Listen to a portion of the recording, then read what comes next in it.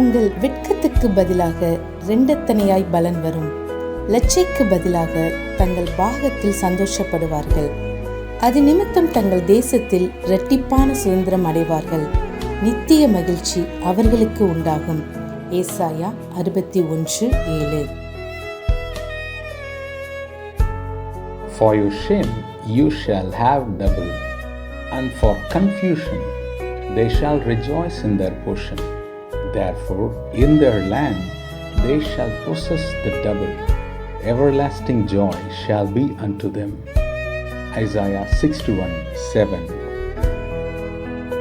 ஆண்டவரும் இரட்சகருமாகிய இயேசு கிறிஸ்துவின் நாமத்தினாலே காட் கோஸ் மினிஸ்ட்ரேஷன் யூடியூப் சேனல் வாயிலாக உங்களை சந்திப்பதில் பெரும் மகிழ்ச்சி அடைகிறேன். தேவனாகிய கர்த்தர் இந்த மாதத்திலே தம்முடைய வார்த்தைகளை நிறைவேற்ற உண்மையுள்ளவராயிருக்கிறார்.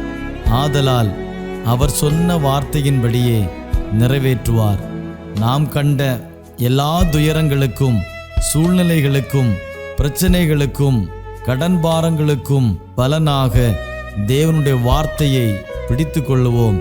நிச்சயம் தேவனாகிய கர்த்தர் தம்முடைய வார்த்தையின்படியே நம்மை ஆசீர்வதிப்பார்.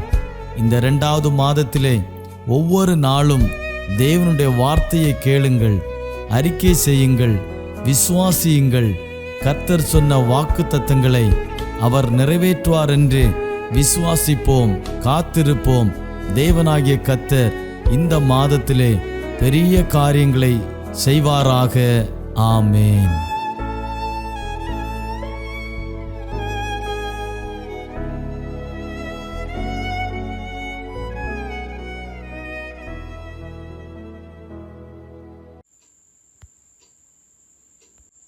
ஆண்டவரும் அருமை இரட்சகருமாகிய இயேசு கிறிஸ்துவின் இனிய நாமத்தில் இந்த காட் கோஸ் மினிஸ்ட்ரி மூலமாய் இந்த காலை பொழுது உங்களை சந்திப்பதிலே மிக்க மகிழ்ச்சி அடைகிறேன். குறிப்பாக ஒவ்வொரு காலை பொழுதும் கர்த்தருடைய வசனத்தை கேட்டு ஆசீர்வதிக்கப்பட்டு வருகிறோம். கிறிஸ்துவுக்குள் பிரியமானவர்களே, இன்றைக்கும் வேதத்திலிருந்து ஒரு சில வசனங்களை நாம் வாசித்து தியானிப்போம். கர்த்தர் நம் மத்தியிலே பெரிய காரியங்களை செய்வாராக. நாம் வாசிக்க எடுத்துக்கொள்ள வேண்டிய வேத பகுதி எதுவென்றால் உபாகமம் 8:18 எடுத்துக்கொள்ளுங்கள். உன் தேவனாகிய கர்த்தரை நினைப்பாயாக. அவரே உன் பிதாக்களுக்கு ஆணையிட்டு கொடுத்த தம்முடைய உடன்படிக்கையை உறுதிப்படுத்தும்படி இந்நாளில் உனக்கு உண்டாயிருக்கிறது போல ஐஸ்வர்யத்தை சம்பாதிக்கிறதற்கான பலனை உனக்கு கொடுக்கிறவர். ஸ்தோத்திரம். இதிலே நாம் ஒன்றை கவனித்தோம் என்றால், இந்த உபாகம் 8:18 நாம் வாசிக்கும் பொழுது இதில் ஒன்றை கவனிப்போம். உன் தேவனாகிய கர்த்தரை நினைப்பாயாக. அவரே ஐஸ்வர்யத்தை சம்பாதிக்கிறதற்கான பலனை உனக்கு கொடுக்கிறவர். ஒரு தேவ மனிதன், ஒரு தேவனுடைய பிள்ளை ஒன்றை தெரிந்து கொள்ள வேண்டும். நமக்கு ஐஸ்வர்யத்தை சம்பாதிப்பதற்கான பலத்தை, வாய்ப்பை, அந்த சூழ்நிலை தேவன் ஒருவர் மாத்திரம்தான் நமக்கு தர முடியும் என்பதை முதலாவது ஒரு தேவ பிள்ளை அறிந்திருக்க வேண்டும். குடும்பங்களிலே வாலிபர்கள், மூத்த வாலிபர்கள் அல்லது மூத்த பிள்ளைகள் படித்து கொண்டு வேலைக்காக காத்திருப்பார்கள். பெற்றோர் ஊழியக்காரிடம் போய் சொல்லுவார்கள், மகன் படித்து விட்டான், மகள் படித்து விட்டாள், ஒரு நல்ல வேலை வாய்ப்பு வேண்டும். இவர்களுக்காக ஊழியக்காரர்களும் பொருத்தனை பண்ணி தேவ சமூகத்தில் இரவும் பகலும் உபவாசித்து ஜெபித்து தேவனை நோக்கி மன்றாடி ஜெபிப்பார்கள். இரவும் பகலும் அவர்களுக்காய், அவர்கள் பேரண்ட்ஸும் அவர்களுக்காய், அந்த பிள்ளைகளுக்காய் கருத்தாய் ஜெபிப்பார்கள். எப்படியாயிலும் நம்ம பிள்ளைக்கு ஒரு வேலை கிடைத்து விட வேண்டும், என் மகளுக்கு ஒரு நல்ல ஒரு வேலை கிடைத்து விட வேண்டும், என் மகனுக்கு ஒரு நல்ல வேலை கிடைத்து விட வேண்டும், சகோதரனுக்கு நல்ல வேலை கிடைத்து விட வேண்டும், சகோதரிக்கு நல்ல வேலை கிடைத்து விட வேண்டும் என்று அவர்களுக்கு கீழாடி உள்ள தம்பி, தங்கச்சி கூட ஜெபிப்பார்கள். எப்படியாவது நம்ம அக்கா நம்ம தம்பி ஒரு நல்ல வேலையில் ஏறிடணும்ப்பா, எங்கள் குடும்பம் கட்டப்படும் அப்படின்ட்டு பேரண்ட்ஸும் பொறுப்பெடுத்து ஜெபம் பண்ணுவாங்க. ஊழியக்காரர்களும் தெய்வ சமூகத்தில் இரவும் பகலும் அதற்காக மன்றாடி செபித்து கர்த்தர் ஒரு வேலையை அவர்களுக்கு கொடுத்து விடுவார். அப்போ இதிலே அவர்களுக்கு தெரிய வேண்டும் ஒன்று, உன் தேவனாகிய கர்த்தரை நினைப்பாயாக, அவரே ஐஸ்வர்யத்தை சம்பாதிக்கிறதற்கான பலனை உனக்கு கொடுக்கிறவர். முதலாவது உனக்கு நல்ல உடல்ல ஆரோக்கியத்தை தருகிறவர் அவர்தான். அடுத்தால அந்த வேலையை தருகிறதும் அவர்தான். அந்த ஐஸ்வர்யத்தை சம்பாதிக்கிறதற்கான பலனை, சூழ்நிலைகளை, ஆற்றலை தருகிறவர் நம் தேவன்தான் என்பதை நாம் அறிய வேண்டும். இன்னும் ஒரு வசனத்தை நாம் வாசிப்போம். உபாகமம் 8:17 எடுத்துக்கொள்ளுங்கள். என் சாமர்த்தியமும் என் கை பலனும் இந்த ஐஸ்வர்யத்தை எனக்கு சம்பாதித்தது என்று நீ உன் இருதயத்தில் சொல்லிக் கொள்ளாமல் இருக்க எச்சரிக்கையாயிரு. அநேக பிள்ளைகள் இப்படித்தான், அநேக பிள்ளைகள் தவறாய் அவர்கள் புரிந்து கொள்ளுவார்கள். அவர்களுக்கு பேரண்ட்ஸ் கண்ணீர் சிந்தி, ஊழியக்காரர்கள் கண்ணீர் சிந்தி, சகோதர சகோதரிகள் கண்ணீர் சிந்தி கிடைத்த ஒரு பலத்தினால் கிடைத்த ஒரு வேலைதான் இந்த வாய்ப்பு. ஆனால் இவர்கள் ஒரு காலத்தில் ஒரு வருமானம் இல்லையே, ஒரு உயர்வு இல்லையே, ஒரு வேலை இல்லையே என்று கதறி அழுதவர்களுக்கு தேவன் ஒரு உயர்வை கொடுக்கிறார். ஐஸ்வர்யத்தை சம்பாதிப்பதற்கான ஒரு சூழ்நிலையை, ஒரு வாய்ப்பை, ஒரு பலத்தை கொடுக்கிறார். அந்த பலத்தை நிமித்தம் அவர்கள் வேலைக்குள் பிரவேசிக்கிறார்கள். அவர்கள் வருவாய் ஈட்டுகிறார்கள், சம்பாதிக்கிறார்கள், குடும்பத்தில் உயர்த்தப்படுகிறார்கள். சொசைட்டியில் அவர்கள் வாழ்வாதாரம், அவர்கள் கொம்பு உயர்த்துவதற்கு அந்த பொருளாதாரமே காரணமாக இருக்கிறது. ஆனால் சற்று காலம் சென்ற பின்பு இவர்கள் இதை மறந்து விடுவார்கள். அநேகரை நான் இதில் பார்க்கிறேன். முதலாவது அவர்களுக்கு ஒரு வேலை வாய்ப்பு இல்லைன்னு நம்மகிட்ட வந்து சொல்லுவாங்க, பாஸ்டர் பிரதர் ஜெபம் பண்ணுங்க, எங்களுக்காண்டி ஜெபம் பண்ணுங்க. நாங்கள் எங்கள் ஒரு வேலை கிடைச்சுன்னா வருமானத்தை எடுத்து நான் கர்த்தருக்கு செலுத்துவேன், 10ல் 1 நான் தேவனுக்கு கொடுப்பேன். இப்படியெல்லாம் வந்து சொல்லுவாங்க. இப்படியெல்லாம் வந்து தேவன் வந்து பொருத்தனை கூட பண்ணுவாங்க. ஆனால் பாருங்கள், அவங்க ஒரு உயர்வு கெட்டி பிரவேசித்து கொஞ்ச நாள் அவன் அதை மறந்து விடுவாங்க. மறுதளித்து விடுகிற ஜனங்களாய் இப்படி அநேகர் இருக்கிறார்கள். இவர்களுக்குத்தான் வேதம் சொல்கிறது, அப்படி நாம் இருக்கக்கூடாது. என்னுடைய சாமர்த்தியம், என் கை பலனும் இந்த ஐஸ்வர்யத்தை சம்பாதித்தது. சற்று காலமானவர் அப்படி தான் சொல்லுவாங்க. இன்டர்வியூவில் நான் நல்ல கேள்விகளுக்கு பதில் கொடுத்தேன், என் திறமையை பார்த்து எங்கள் பாஸ் எனக்கு இந்த வேலையை தந்தார், இப்படி சொல்லுவாங்க. ஆனால் இவர்களுக்கு பின்னாடி இருந்து கதறி அழுத ஜனங்களை சற்று காலங்களில் மறுதளித்து விடுவார்கள். பிரியமானவர்கள், இப்படி நாம் நன்றி இல்லாதவர்களை இருக்கக்கூடாது. முதலாவது நாம் கடவுளுக்கு உண்மையாக இருக்க வேண்டும். நம்ம பேரண்ட்ஸுக்கு உண்மையான பிள்ளைகளாக வாழ வேண்டும். வசனம் சொல்லுகிறது, என் சாமர்த்தியமும் என் கை பலனும் இந்த ஐஸ்வர்யத்தை எனக்கு சம்பாதித்தது என்று நீ உன் இருதயத்தில் சொல்லிக் கொள்ளாமல் இருக்க எச்சரிக்கையாக இருக்கு. ரொம்ப கேர்ஃபுல்லாக இருக்கணும். அப்படி இல்லைன்னா அதுக்கு கீழே சில வசனங்களை எடுக்கிறேன் நான். அப்படி நம்ம பலத்தை சார்ந்து தேவனை மறந்து மறுதளித்து இந்த மாதிரி ஒரு சூழ்நிலையில் நாம் நாளடைவில் போய்விட்டோம் என்றால், யோபு 15:29 எடுத்து வாசிங்க, நாம் புரிந்து கொள்ளலாம். அவன் ஐஸ்வர்யவானாவதும் இல்லை, அவன் ஆஸ்தி நிலைப்பதும் இல்லை. அப்படிப்பட்டவர்கள் செல்வம் பூமியில் நீடித்திருப்பதும் இல்லை.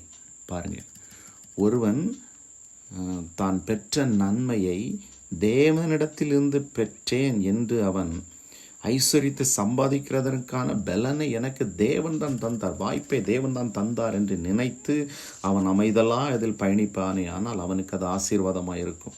அவன் தன் இருதயத்தில் இருமாப்பாய், ஸ்தோத்திரம், என்னுடைய பலத்தினாலும் என்னுடைய ஞானத்தினாலும் என்னுடைய ஆரோக்கியத்தினாலும் இவளை சம்பாதிக்க நினைத்தான் என்றால், இதிலே சொல்லப்பட்டது போல் அவன் ஐஸ்வர்யவானாவதும் இல்லை, அவன் ஆஸ்தி நிலைப்பதும் இல்லை. அப்படிப்பட்ட செல்வம் பூமியில் நீடித்திருப்பதும் இல்லை.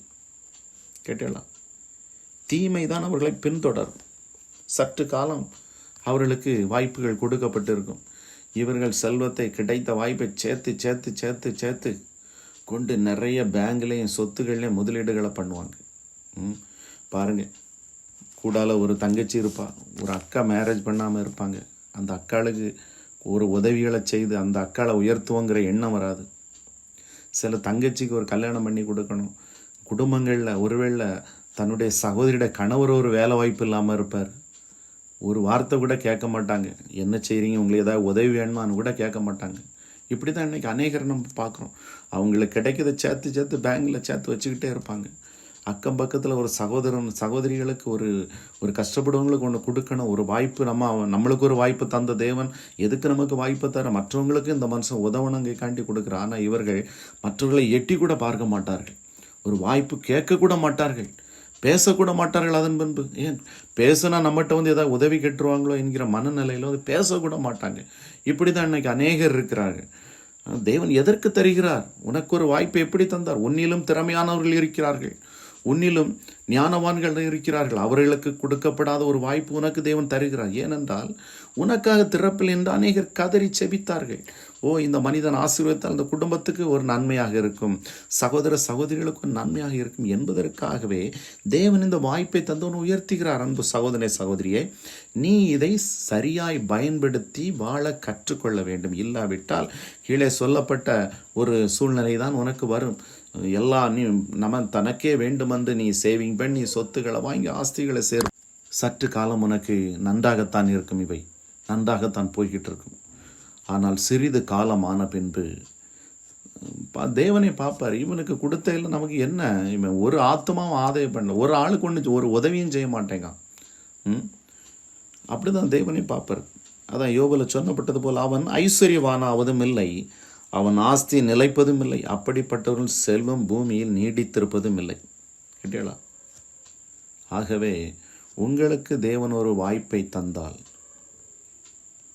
ஒரு வசதியை தந்தால், உன் தேவனாகிய கர்த்தரை நினைப்பாயாக. முதலாவது நீ ஒன்றை தெரிந்து கொள்ள வேண்டும். என்னிலும் திறமையானவர்கள் எவ்வளவு பேர் இருக்கிறார்கள். ஆனால் தேவன் எனக்கு ஒரு வாய்ப்பை தந்தார். தேவன் எதற்காக எனக்கு இந்த வாய்ப்பை தந்தார்? என் மூலம் அவருடைய நாமம் மகிமைப்பட வேண்டும். என் குடும்பத்தில் உள்ள, எனக்கு கீழே உள்ள என்னுடைய சகோதரர்கள் அவருடைய சகோதரிகளுடைய வாழ்வாதாரம் உயர்த்துவதற்கு தேவன் என்னை முதலாவது ஆசீர்வதித்திருக்கிறார். நான் மற்றவர்களுக்கு, என் குடும்பத்தில் கீழே உள்ளவர்களுக்கு உதவுறவனாக நான் மாறுவேன். அவர்களுக்கு துன்பம் என்றால், ஒரு தேவை என்றால் முதலாவது நீ போய் நிற்கிற ஒரு மனுஷனாக இருக்க வேண்டும். அவர்களுடைய நல்லது கெட்டதில் நீ விசாரிக்கிறவராக இருக்க வேண்டும். அவருடைய குறைவிலே நீ உன்னுடைய கரம் எவ்வளவு உன்னுடைய பங்களிப்பு இருக்கிறது என்று முதலாவது உன்னை சீர்தூக்கி பார் சகோதரனே சகோதரியே. அவருடைய குறைச்சலிலே, அவருடைய இல்லாமையிலே உன்னுடைய பங்களிப்பு எவ்வளவு இருந்தது, எவ்வளவு இருக்கிறது என்பதை நீ உன்னை சீர்தூக்கி பார். அப்பொழுது மாத்திரமே நீ தேவனுடைய ஆசீர்வாதத்தில் பரிபூர்ணத்தில் நீ பிரவேசிக்க முடியும். இல்லை என்றால் உனக்கு இந்த ஐஸ்வர்யம் தங்காது, உனக்கு ஆசீர்வாதமாய் இருக்காது. ஆகவே தேவன் தந்த இந்த வாய்ப்புகளை பயன்படுத்தி கொள்ளுங்கள். தேவன் தான் நமக்கு இந்த வாய்ப்பை தந்தார் என்று அறிந்து அதை பயன்படுத்தி மற்றவர்களுக்கும் ஆசீர்வாதமாயிருங்கள், சபைக்கும் ஆசீர்வாதமாயிருங்கள். தேவன் தாமே இதை கேட்கிற ஒவ்வொருவரையும் ஆசீர்வதிக்கும்படிக்காய், புரோஜனமாகும்படிக்காய், கேட்கிற ஒவ்வொருடைய இருதயங்களிலும் அடைத்த வாசல்கள் திறக்கப்படும்படிக்காய், அவர்களை இருதயத்தில் கட்டினங்கள் மாறும்படிக்காய் கர்த்தர் தாமே இந்த வார்த்தைகளை ஆசீர்வதித்து ஒவ்வொருடைய இருதயத்துக்கும் அனுப்ப.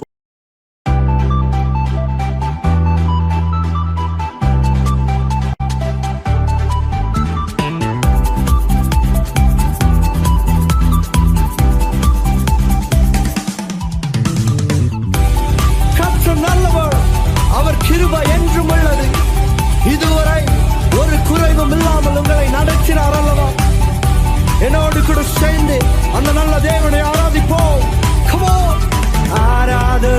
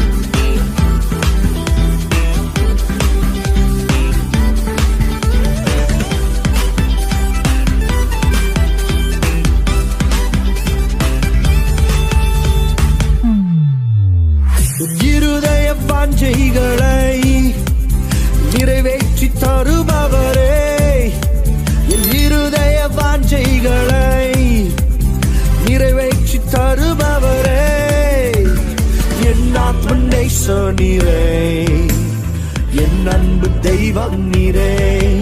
ஓஹோ என் ஆத்ம நேச நீரே, என் அன்பு தெய்வம் நீரே. உமக்கு ஆராதனை, உமக்கு ஆராதனை, ஆராதனை, உமக்கு ஆராதனை. நீ நல்லவரே, வல்லவரே, நன்மைகள் செய்பவரே, என் வாழ்வில் நல்லவரே, வல்லவரே, நன்மைகள் செய்பவரே. துதிகளின் மத்தியில் வாசம் செய்பவர் நம் தேவன். அவரை ஆராதிக்கும் இந்த நேரத்தில் உங்கள் மத்தியில் ஒரு மாற்றத்தை உண்டு பண்ண வல்லமையுள்ளவராய் இருக்கிறார். என்னோடு சேர்ந்து அவரை ஆராதிப்போமா? துதிகளின் தேவனே, உம்மை துதிக்கின்றோம். துதிகளின் தேவனே, உம்மை துதிக்கின்றோம். ஸ்தோத்திரம் செலுத்தியே உம்மை ஆராதிப்போம். நாங்கள் ஸ்தோத்திரம் செலுத்தியே